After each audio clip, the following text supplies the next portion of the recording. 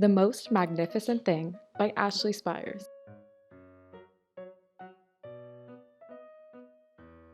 This is a regular girl and her best friend in the whole wide world.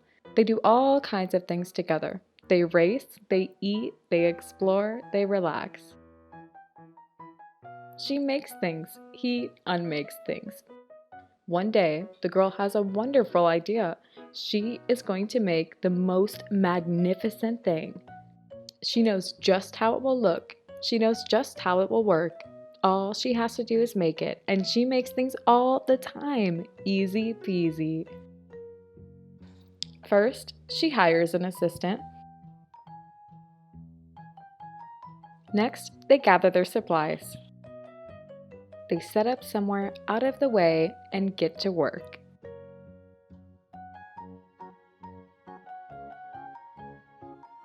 The girl tinkers and hammers and measures, while her assistant pounces and growls and chews. When she is finished, she steps back to admire her work. She walks around one side. Her assistant examines the other side. It doesn't look right.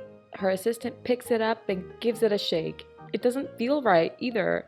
They are shocked to discover that the thing isn't magnificent or good. It isn't even kind of, sort of okay. It is all wrong. The girl tosses it aside and gives it another go.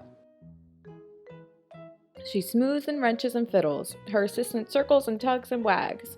When she's finished, she stands up and takes a long look at it. Her assistant gives it a nudge with his paw. The thing is still wrong.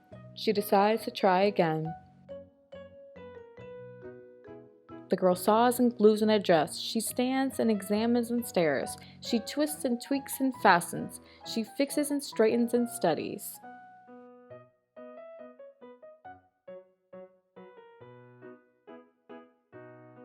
She tries all different ways to make it better. She makes it square, she makes it round, she gives it legs, she adds antenna, she makes it fuzzy, she makes it long, short, rough, smooth, big, small. One even smells of stinky cheese. But none of them are magnificent.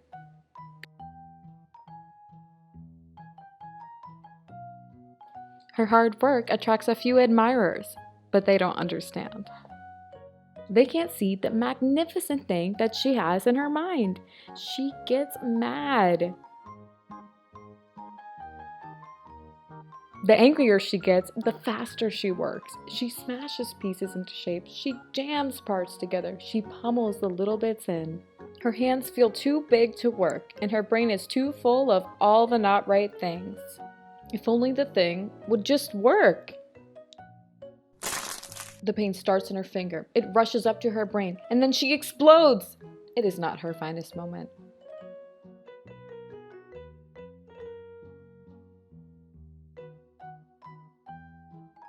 I'm no good at this. I quit.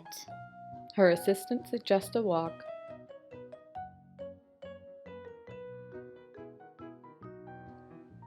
It's not much help at first, but before long, she starts to feel different.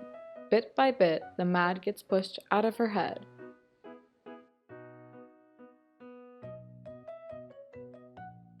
As they stroll along, she comes across the first wrong thing she made.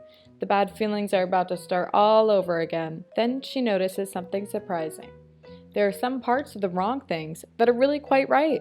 The bolts on one, the shape of another, the wheel to seat ratio the next. There are all sorts of parts that she likes.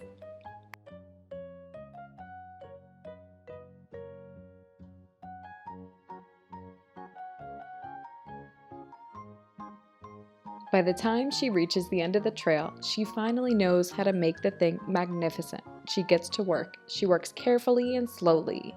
Tinkering, hammering, twisting, fiddling, gluing, painting. Her assistant makes sure there are no distractions. This is the perfect thing to ward off the bears. This'll stop that leak. This one's all wet. The afternoon fades into evening. Finally, she finishes. She alerts her assistant.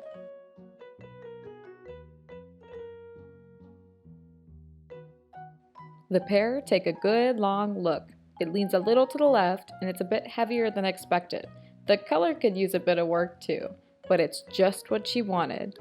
They climb aboard and take it for a spin. They are not disappointed. It really is the most magnificent thing.